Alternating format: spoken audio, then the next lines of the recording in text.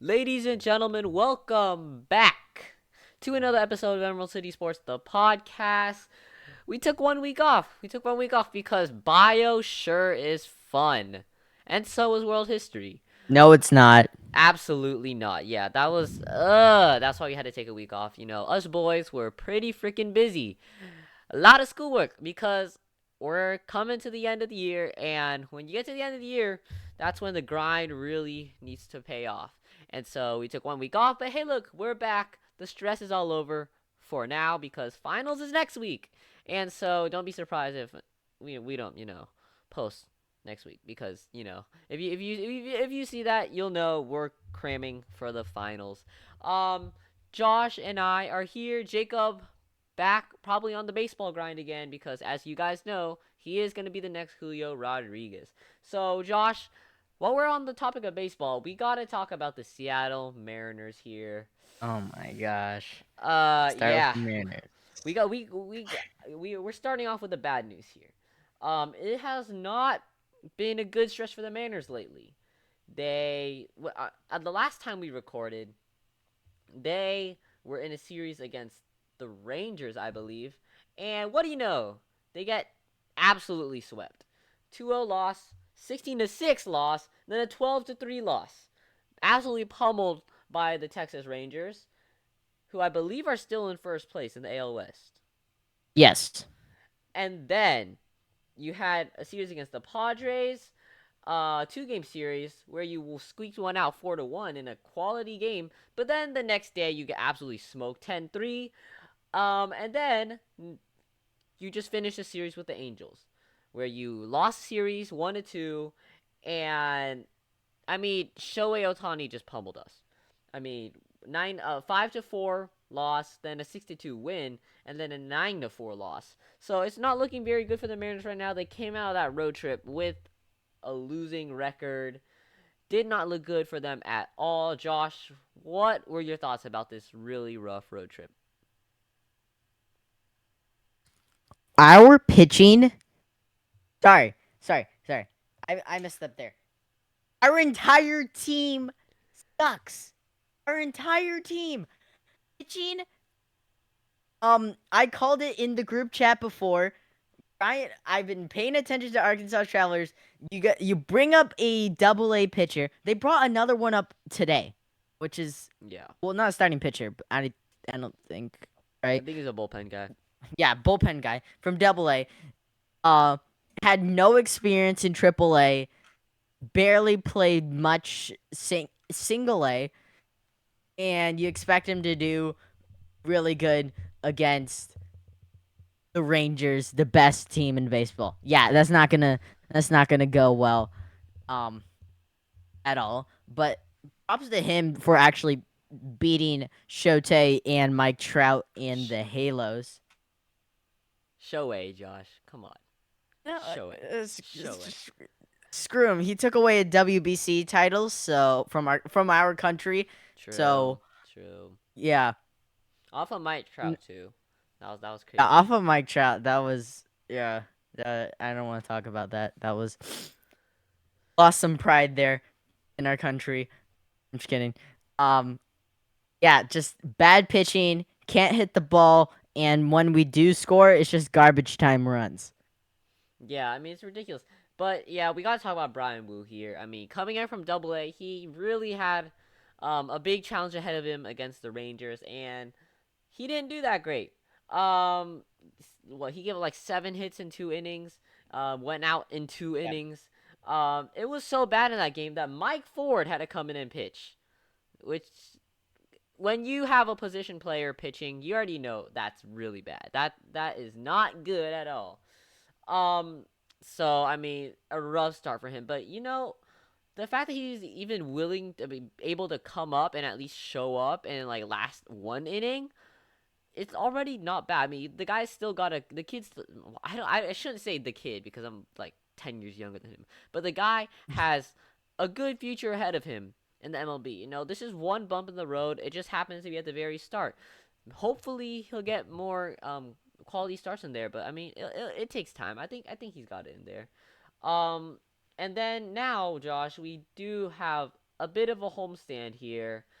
Two against the Marlins, three against the White Sox, and I mean, this is a must-win homestand for us. I mean, if we want to be able to stay in that race, I believe we're 5 games behind wild card right now. If we want to continue to put ourselves in, We're only 5 games after all this bad I know, I don't know stretch how, with I the don't know packed how. AL East. Like we have to beat out the entire AL East to make the playoffs. I don't know how, but we're doing it. We But I are. mean, Oh if my they want to stay in gosh. contention, this is a must-win right here. Josh, what are you looking for in this homestand? Um, I mean, just good pitching, good hit, like just the fundamentals. Like this is another where they just need to crack down. No, uh, they just need to break it down. No funny stuff. Just make the catches when they're due. Okay, you give up a run or something, and just don't just get the zeros when you need them, and especially like yesterday's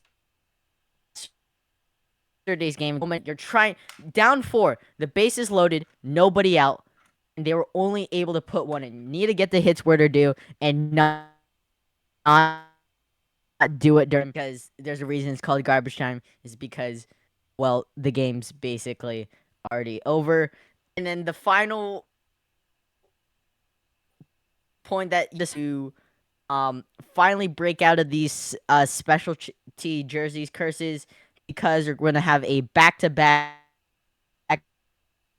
against the White and then the Seattle Steelheads jerseys on Saturday. Both of those where we are historically bad and in the City Connects haven't won a game yet. If you, I mean, it feels weird that you're pinning on the jerseys, but I mean, you got a valid point there. We're not very good in those certain jerseys. Um, Seattle Kraken didn't win a game in their reverse retro jerseys either. that's Like true. we just suck in their specialty jerseys this If year. this thing keeps going, that would be absolutely embarrassing if the Seahawks lost to the Browns in their throwbacks. Yeah, I that's would that's that gonna would be that'd be that's gonna be the horrible. cherry on top. That'd be pretty horrible. Another issue with the Mariners right now is kind of like their. I'm pretty sure their base running has not been that great either.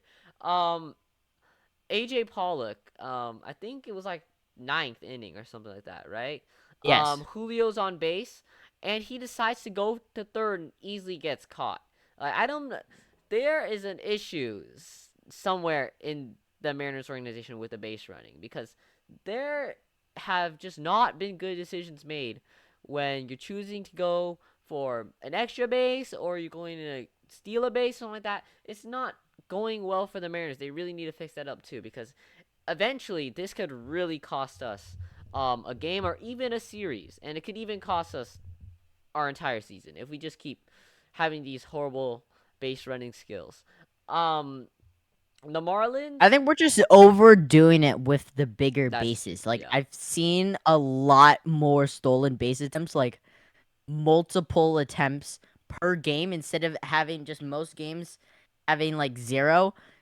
And I feel like we're overdoing it. Yes, it's increased it, and I feel like we were able to get some safe, but now they know you're probably gonna run on every single base, and they can just easily throw you out. And yeah, yesterday, easy pickoff from Ty France on first, which is like not one of the best, like the easiest way to get away from.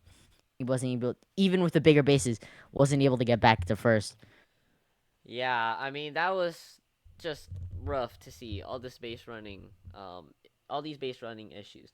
The Miami Marlins are supposed to be a pretty decent team, currently at 37-29 record. So I mean, it's still a manageable game.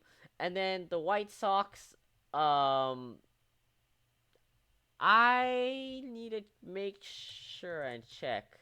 They are 29-38, 4.5 games in a very, very bad AL Central where But the we Central divisions are yeah. always bad. They're like atrocious, both of them. I'm Yeah. pretty I mean, sure. and like all sports in general mostly when you think about it. That's true. Um, but like that, if we need to be able to win a series out of this. Like, if we can sweep Yeah. the Marlins, that'd be amazing. But I think we really need to focus on the White Sox here because they are in the AL. And then, I mean, you got to make sure you can keep yourself in the game. If it's a 2-1 win, I'm fine with that. Just don't lose the series because that would be absolutely rough. And I mean, the Mariners just have a long way to go here. I mean, it's gotten to the point where it's so sad that like a lot of the guys probably won't even make the All Star game, which is being hosted in Seattle. Yeah. It's so bad that they need to collaborate with the San Diego Padres to be able to get their guys into the All Star game. That's rough.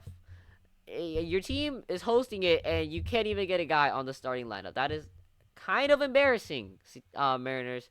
You got a long way to go. I mean, Jerry DePoto's even losing faith in this team. He said on 710 that even if they had Babe Ruth on their team, they still wouldn't be able to win enough games. Like, if your GM is saying that, you know something is wrong with your team. So the Mariners really do need to fix things up, especially since we're already into the summer, and this is where they really got to turn things around. Josh, anything else you want to add to this? Nope. So the Mariners currently at 31 and 33, 5 game homestand. I mean, if they can just get back to 500, that would be pretty nice. That'd be a good change for a little bit. So we'll see what happens with the Seattle Mariners. All right, let's go do some hockey. Josh, hand it over to Oh, you. okay. We got some Coachella Valley Firebirds and Seattle Thunderbirds to talk about. So fire away, dude. Okay, let's start with the final Seattle hockey team that played the Seattle Thunderbirds of the Western Hockey League. They won the league uh in like mid or late May, and then went to Kamloops, which you don't know is right like near Vancouver, Canada, basically right up north. To play in the Memorial Cup, which is between there's like three different leagues in in the overarching CHL, the WHL, then the OHL, which is where the Seattle Kraken tech have an official affiliate, and one more. But those three winners plus Kamloops would play basically some sort of Champions League for your soccer fans. The Thunderbirds qualified for the semifinals and then reached the finals after beating the Pete's 4-1, but then in the final just got absolutely killed by the Quebec Ramparts 5-0. That was Ouch. the yeah. In the round robin, that was the only team we lost to. Um and it's it sucks because especially in the junior leagues, there is a ton of turnover, but at least there was a big celebration because we came home at least with a league trophy and to prove that the Thunderbirds are the second best team in the nation. Yay. In the nation? Do you mean like Junior hockey. junior hockey? All right. I was about to say you were a little brother. I was like second team of the nation's kind of a reach, Josh. But yeah, I mean, Yeah, I just well, we got a Seattle team made it to the championship, so pretty good, pretty good. We're getting there. pretty good. And then Pretty how good. about the Coachella Firebirds, man? They are kind of on a roll. Yeah, they've been dominant. I mean, with some former Kraken that you've seen that sent down Joey Decord, if you remember, as a goalkeeper, especially played a lot during the inaugural season.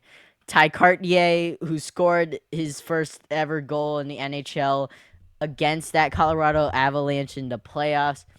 This team, the AHL affiliate of the Seattle Kraken, are literally on fire. Um, After beating the Calgary Flames are in the quarterfinals, I think I kind of forgot, but they are in the Calder Cup finals playing against the oldest team of the AHL, the Hershey Bears of Hey, Pennsylvania. chocolate team. Yeah, of Pennsylvania, obviously, Yeah, because Hershey. Hershey. Yep. Jinx.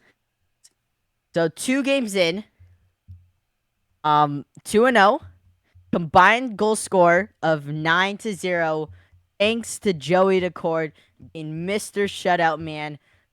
A ton of saves, great goalie performance by him. Both of those games were in Coachella, and then we are heading. I think they are playing tonight in Hershey for games 3, 4, and 5. So they have a chance of sweeping them and winning the game in Pennsylvania. Oh man. Um, Hershey. I don't know why I'm hungry for chocolate now. You really like that Um, chocolate. no, Yeah. I mean Hershey's kind of makes me a little sick. Once you eat Mid. too much of it, you just get sick, you know. But dang, I mean the Coachella Valley Firebirds have just been on absolute fire. Just sweeping teams left and right. I mean, it'd be pretty nice to sweep them, but then also at the same time, I mean, wouldn't it be kind of nice to win it at home in Coachella in front of all those people?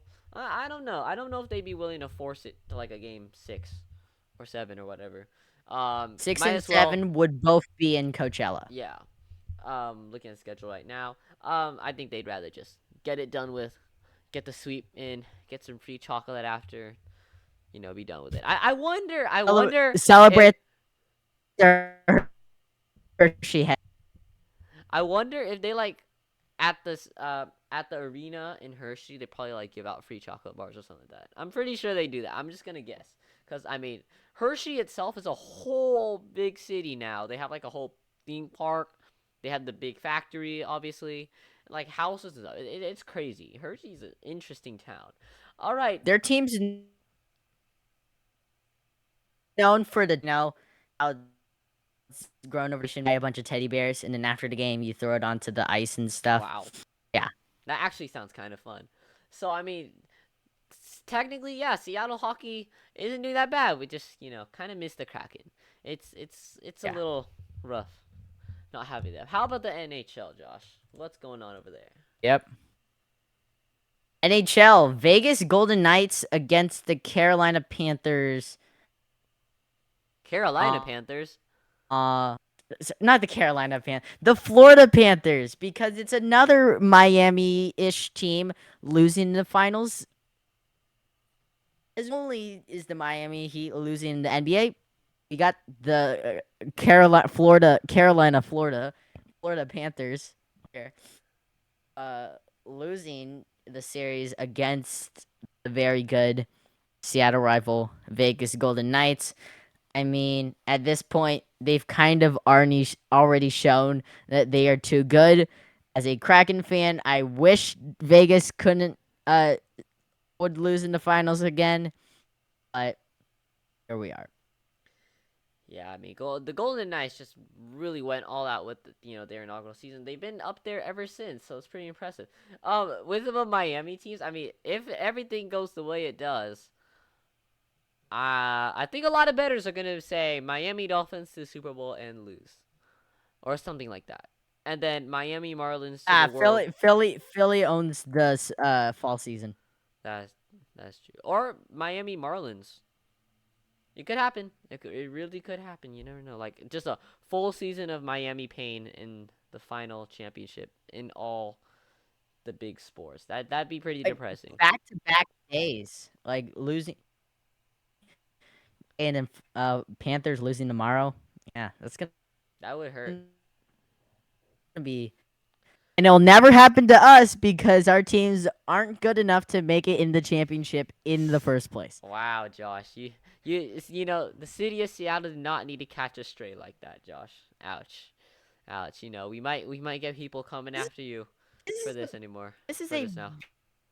very dark period. I mean, Mariners just has been doing I mean, whatever I they've been I doing. wouldn't say it's a dark period yet. I mean, it's kind of a bump in the Yeah. road. I mean, you got to look on the bright side. Last year was a pretty dang good year in Seattle sports. The Seahawks made it to the playoffs when everyone doubted them. The Mariners broke their drought. Sounders CONCACAF champs. Um, the Kraken playoffs. Eh, Well, okay, the Kraken did make the yeah. playoffs, but like that didn't happen until this year. Like, but it was happening during the season. So I mean, we're starting to grow a little bit. we'll see what happens. But I mean, this right here is just a dark period. I mean, like not a Yeah, dark it's just period. It's a little not a dark bump in period, the but just road. like a kind of bump. Yeah. It's just the No, Mariners no right now. hockey for like 3 months. Still waiting for the Seahawks, and then like what else? The Sounders are Storm doing have only won okay. one game all season. They did retire Super's jersey though, so that's something to celebrate. Yes. Um, and then yeah, that's kind of it. The Sounders are okay right now. Actually, I mean They are they're starting doing that pretty slide. good, We are but second in the Western Conference. We we tied 3-3 against against Charlotte FC, but blew that third goal in the net. So that was yeah. that was painful. Oh well, it But is what it is. only reason we're on top is because like the third place team LAFC games. I've literal 5 game difference. It can catch up like 15 points and just take over West. We'll see what happens. I mean, we just literally recapped entire Seattle sports in like a 2 minute conversation. I mean, we can dive a little bit more into Sounders right now. I mean, we got 2 games to talk about here. Believe it or not, Josh, I actually watched a Sounders game. I watched the game against Portland because it was on Fox, and there was Yep. really nothing else to watch, so I decided to watch that. And from my limited knowledge about soccer, I Yep. noticed. Okay, first off, Stefan Frey is how you pronounce his name, right? Fry. Fry. All right, Stefan Fry is just he's too good at goalie. Second off, there were a couple of times when those Sounders could have scored, and then they ended up shanking it to like the Yeah. right. So that That's was a little hard to typical see. Sounders play. And then third, Portland really loves to flop because I saw like 5 different flops in 40 minutes. It was like Yes. ridiculous. I'm like, dude, see, this is why I'm not in a soccer because all this flopping and stuff and like grabbing your leg for 5 minutes and crying, shedding fake tears, and you get up like 20 seconds later and you're running again. Like, dude, come on. That's why no one believes you anymore when you get hurt in soccer. But it ended up Especially rivalry games where you like there's legit this try to hurt added them. sort of yeah. Yeah, I mean, but the rivalry games do make it interesting. I mean, it's interesting to see like the bad blood between the teams sometimes. Getting into little fights here and there. That's what brings the rivalry into a game, and that is what makes it really entertaining. But in the end, it was just a 0-0 tie. I had my limited, It was a very boring game. very boring game. But then we went to um Charlotte. Charlotte, and then we had a 3-3 tie. Like you said, Josh, they gave up a goal in the very last minute. Absolutely a crusher. Yeah. And what could have been a 3-2 win, it ended up not going the way you wanted it in the 89th minute. Josh, give your analysis on this game. What did you think? Okay, so in typical Sounders fashion, unlike most games, we're actually able to convert our attempts. The bad news is that Stefan Fry is a very good goalkeeper, but our defensive line absolutely sucks. Cannot get their man. Always leave the back door open. Always leave the back door open.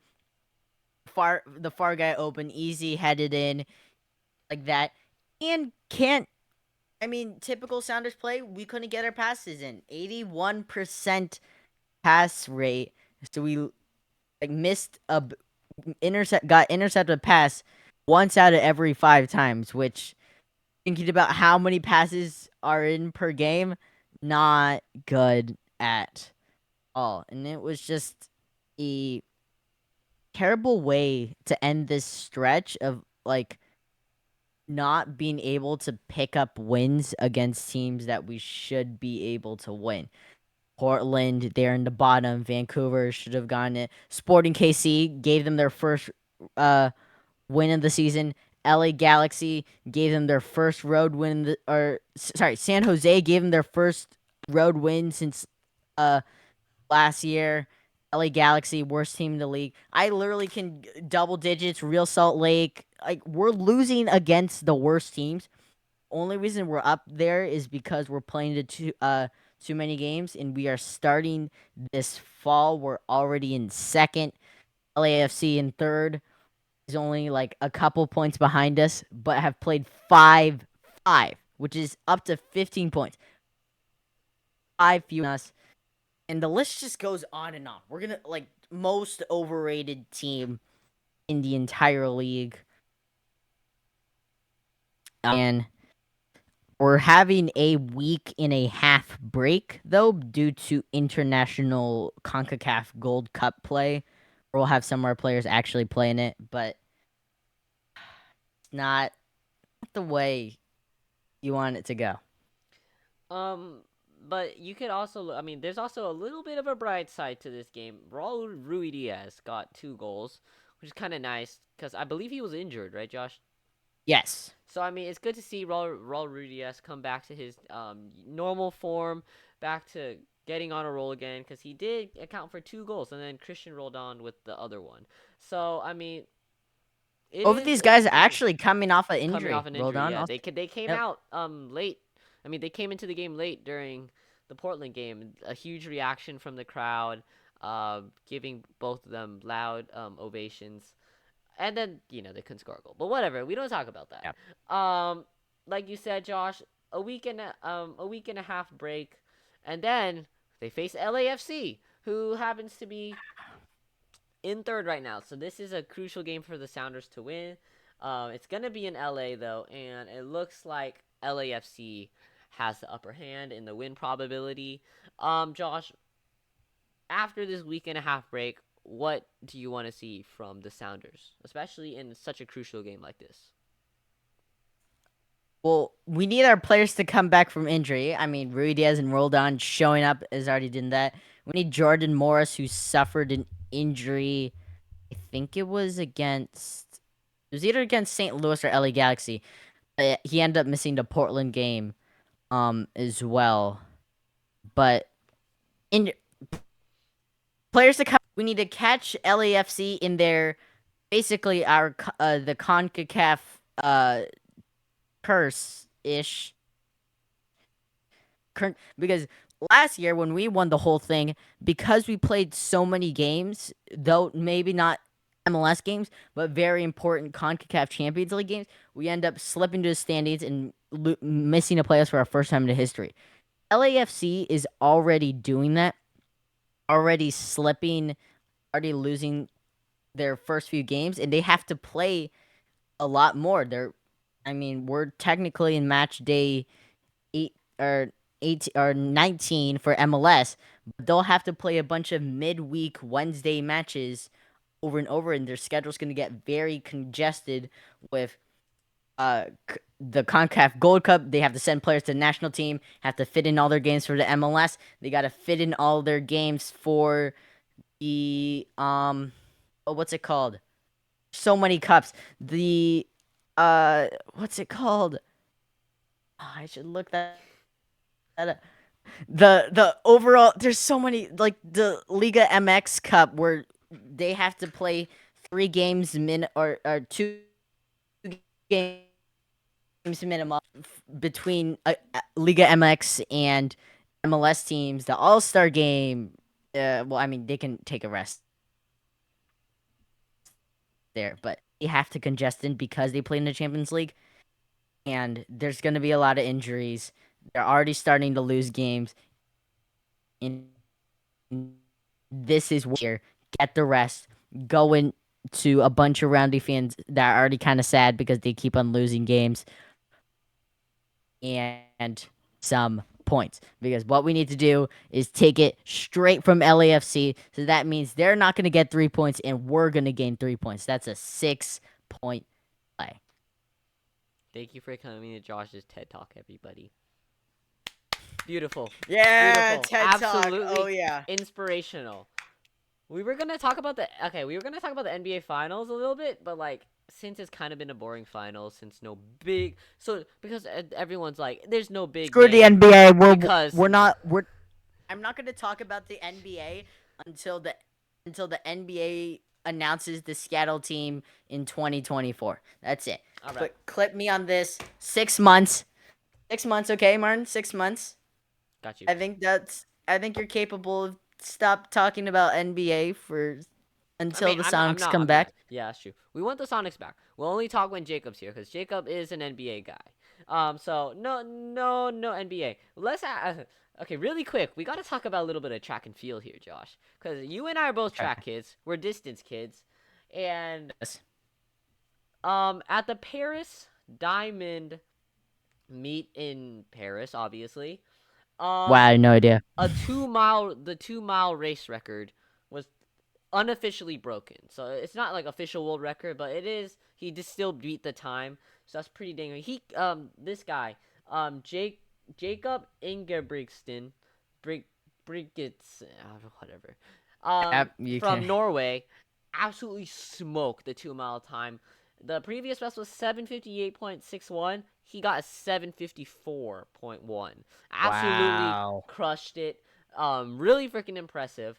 And then also on the women's end, Kenya's Faith Kipyegon, she broke the record in the women's 5,000 meter just like a week after breaking the 1,500 meter world record. So I mean, crazy things going on in distance right now. And then you also got NCAA. They had their track and field championships. Florida won for the men's category. Woo! And then Texas, Oh. and then Texas won for the women's category. It's so funny. Florida and Texas, the two places where people are moving to the most, end up winning track and field. But And shout that's out. and that's and I just want to call it right now. This is like the one of the last times before Martin starts making his conversion into becoming I'm a not gonna be a Buccaneers fan. Buccaneers fan. I promise you guys. If I do, Welcome to I will never be uh on this podcast ever again. I will welcome like to I will Pirate City Sports, the podcast. I Today will we're going to talk about send the Tampa Bay Bucks, the NBA Finals runner-up, the I NHL will Stanley like Cup runner-up. I will voluntarily kick myself out of this podcast if I become a Bucks fan. But I promise you I will never. But we got to shout out You should Nathan. get you a T-shirt. Hey, Yeah. hey. But we got to shout out Nathan Green, 1,500 meter winner from UW, baby. Nathan Green absolutely crushed that Seattle. race. Job. Amazing kick at the end. Got a 3:42.78 in the 1,500 meters. He did an amazing job. Um, like I said, a really impressive kick at the end. And what's even better is his teammate Joe Wascom got second at 3:42.93. So I mean, they were 15 milliseconds off each other. They both crushed it. So UW top two, baby. Let's go, Dubs up. Hey,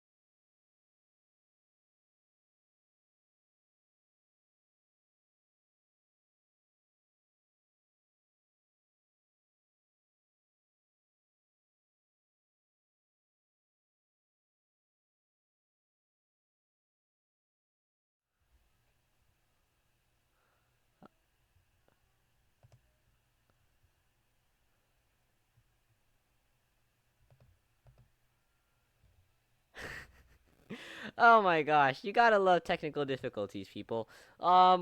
We're waiting for Josh to get back in here, but things can go wrong sometimes, and my computer died in the middle. Um, you love to see it, you know. It happens every once in a while. You just got to get used to it. This is what happens when you know, do things live. Well, not technically live, but things like this. Anything can happen. Sometimes it can go wrong. We'll just wait for Josh to get back in here. Um, and then we'll finish off the podcast. Josh coming back in soon, but like we were talking about, Nathan Green and Joe Wascom. finishing top two in the 1500 meters. And here's Josh. You gotta love technical difficulties, right, Josh? Truly, you truly love to see it. It was pretty nice to see Nathan Green and Joe Wascom get it off top two, and congrats to the Florida and Texas teams for winning their respective genders um, championships. So I mean, you gotta love track and field. You gotta love being a distance runner. I mean, distance runners on top. Josh and I are distance runners. We kind of like rolling with the distance kind of stuff. Hopefully, Josh is coming back on soon. It's kind of loading right now. Um, and I guess I'll just kind of have to ad lib while we wait for him. Um, technically Josh isn't on right now. I could talk NBA Finals. Um, Miami leading Denver in game 5. But I mean, Denver pulls it back. They could win the series because they have a 3-1 lead over Miami right now. Um, so there is a chance. There is really a chance. Um, Still waiting for Josh. I feel like I should like you gotta love doing these things. Um, See if he's reconnecting or anything. Wow, wow, wow, wow.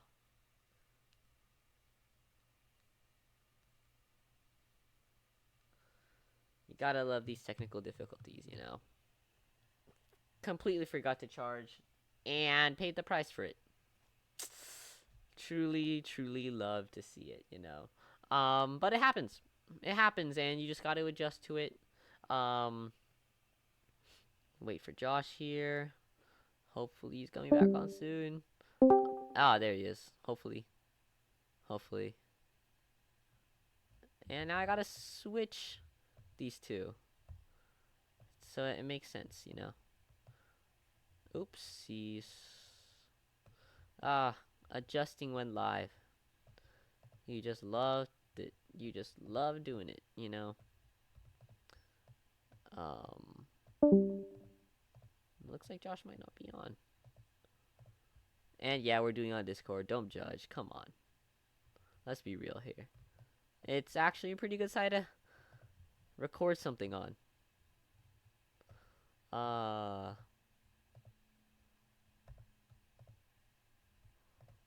uh Trying to fix some things here.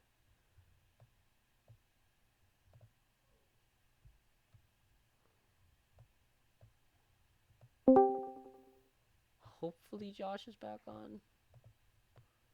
I still don't see him at all. Um,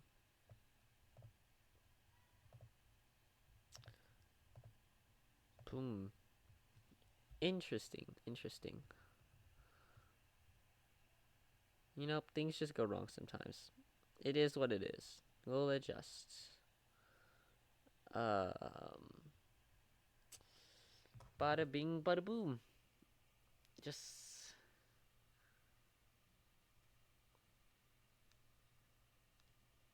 trying to get Josh back on here. Spending an extra few minutes. Probably like 10 minutes. Um, yeah. Maybe if I get off and back on, it could work.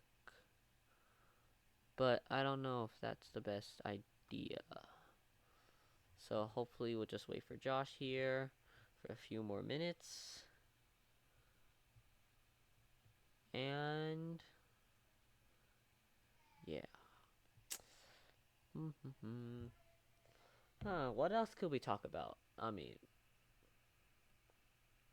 kind of sucks when this stuff happens. And it's what it is. Hopefully, you guys can get us back up to 700 because for some reason we went under. It was kind of funny, kind of funny, but we'll hopefully find a way to get back up there somehow. Still don't see Josh. I wonder if he might want me to end the episode by myself. That'd be kind of depressing. But it could be what we might need to end up doing if I can't get Josh back on here. Um, yeah, yeah.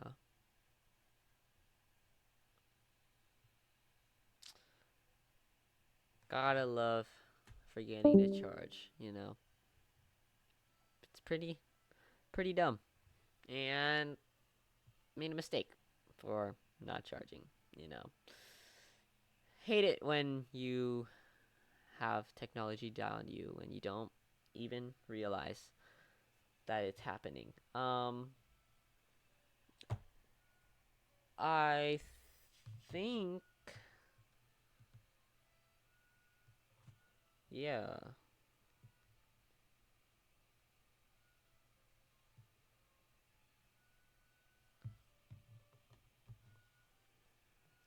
Waiting for if Josh is texting right now. He's saying I need to get an update from him real quick. All right. Looks like I'm gonna have to end this myself.